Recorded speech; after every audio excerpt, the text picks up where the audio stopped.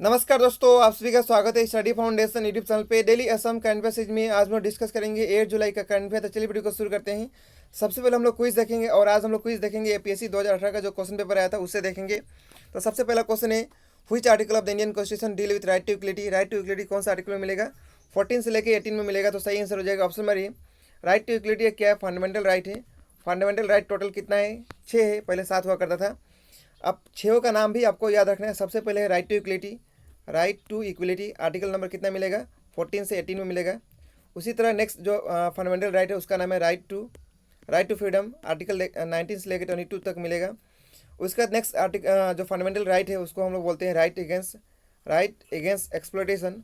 Article number 23 से लेकर 24 तक मिलेगा। उसके बाद नेक्स्ट जो राइट है उसको हम लोग बोलते हैं राइट टू रिलीजियंस। 25 से लेकर 28 तक मिलेगा। नेक्स्ट राइट है कल्चरल एंड एजुकेशनल राइट। 29 से लेकर 30 तक आर्टिकल में मिलेगा। और नेक्स्ट जो कि लास्ट राइट है उसको हम बोलते हैं right to constitutional remedies. Article number 32 में मिलेगा। ठीक है, तो सब राइट आपको याद रखने हैं। फंडामेंटल राइट का कॉन्सेप्ट कहाँ से लिया गया था? यूएसए कंट्री से बोरो किया गया था, तो ये भी आपको याद रखना है।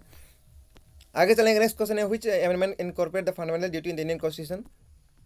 आपको पता होगा फंडामेंटल ड्यूटी स्टार्टिंग में जब संविधान लागू हुआ था तब नहीं था, इसको ऐड किया गया था 42 अमेंडमेंट करके। 1976 में फंडामेंटल ड्यूटी का कॉन्सेप्ट को ऐड किया गया था। तो उस समय कितना था? 10 था, लेकिन एट प्रेजेंट में फंडामेंटल ड्यूटी कितना है? 11 है। 11 कब हुआ? ये भी एग्जाम में पूछ लेता है। 11 कब हुआ था? 2002 में इसको अमेंडमेंट किया गया था। 86 अमेंडमेंट करके ऐड किया गया था फंडामेंटल ड्यूटी में 11 फंडामेंटल ड्यूटी। ठीक है, तो ये भी आपको याद रखना, कभी भी एग्जाम में पूछ सकते हैं।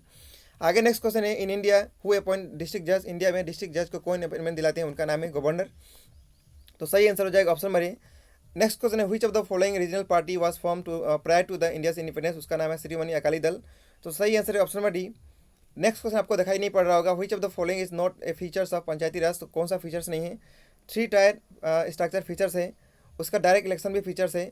उसके बाद ऑप्शन सी में दिया है रिजर्वेशन ऑफ सीट, ये भी फीचर्स है। तो इस क्वेश्चन का सही आंसर हो जाएगा option number D, none of this. जो कि ऑप्शन डी में दिया है वो क्या हो जाएगा? इसका फीचर्स नहीं है। ठीक है, यानी सभी फीचर्स है, तो ऑप्शन डी यहाँ पे सही हो जाएगा।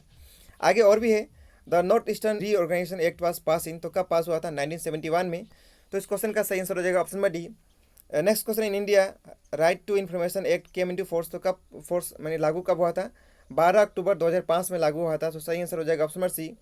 नेक्स्ट क्वेश्चन है, what is the proportion of seat reserve for women as chairperson in the gram panchayat. तो ग्राम पंचायत में वुमेन के लिए कितना सीट रिजर्व होता है? 1/3 होता है। तो सही आंसर हो जाएगा option number B. Next question है, which article of the Indian constitution gives authority to impose central rule if there has bin failure of the constitutional machinery in any state of India. तो article 356 में जो हम लोग उसको बोलते हैं president rule लागू होता है स्टेट में। तो सही आंसर हो जाएगा ऑप्शन नंबर ए। 3 तरह का इमरजेंसी लगता है भारत देश में, तीनों का नाम याद रखना है। सबसे पहले लगता है 352, इसको हम लोग बोलते हैं नेशनल इमरजेंसी। ठीक है, उसी प्रकार 356 में लगता है स्टेट इमरजेंसी। ठीक है, जिसको हम लोग प्रेसिडेंट रूल भी बोलते हैं। और नेक्स्ट है 360, जिसको हम लोग बोलते हैं फाइनेंशियल इमरजेंसी, जो कि अभी तक कभी नहीं लगा है। ठीक है, तो ये सब आपको इमरजेंसी के बारे में भी याद रखना है। नेक्स्ट क्वेश्चन है, which of the following is not a features of Indian constitution. कौन सा फीचर्स नहीं है आपको बताना है? डेमोक्रेटिक भी है, रिपब्लिक भी है, फेडरल भी है। यहाँ पे प्रेसिडेंशियल जो दिया है ये फीचर्स नहीं है। तो इस क्वेश्चन का सही आंसर हो जाएगा ऑप्शन नंबर बी। ठीक है, आइए अब हम लोग करंट अफेयर्स को शुरू करते हैं। तो करंट अफेयर्स का सबसे पहला क्वेश्चन है, on which day World Zoonosis Day is celebrated. तो कब मनाया जाता है? 6 जुलाई को मनाया जाता है। तो इस क्वेश्चन का सही आंसर हो जाएगा ऑप्शन नंबर ए। आपको जुलाई महीना में जो इंपॉर्टेंट डेट है मैं रिवीजन कराता हूँ। सबसे पहले 1 जुलाई को आपको याद रखना है, इसी दिन को जीएसटी डे और साथ में नेशनल डॉक्टर डे भी मनाया गया। ठीक है, तो दोनों आपको याद रखने हैं। उसके बाद 2 जुलाई को मनाया गया world sport journalism day.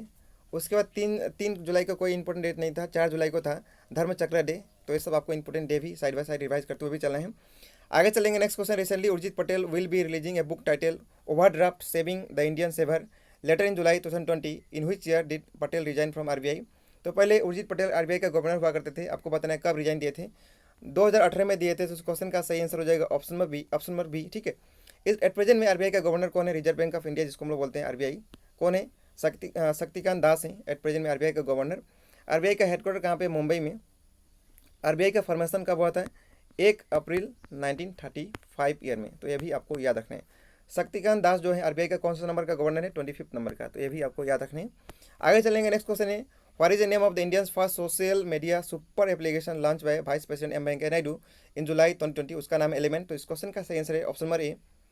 Next question है, what is the rank of Bangladesh in the latest sustainable development index. इसको हम लोग शॉर्ट में एसडीजी बोलते हैं in the for the year 2020। तो आपको बताना है बांग्लादेश का रैंक कितना है।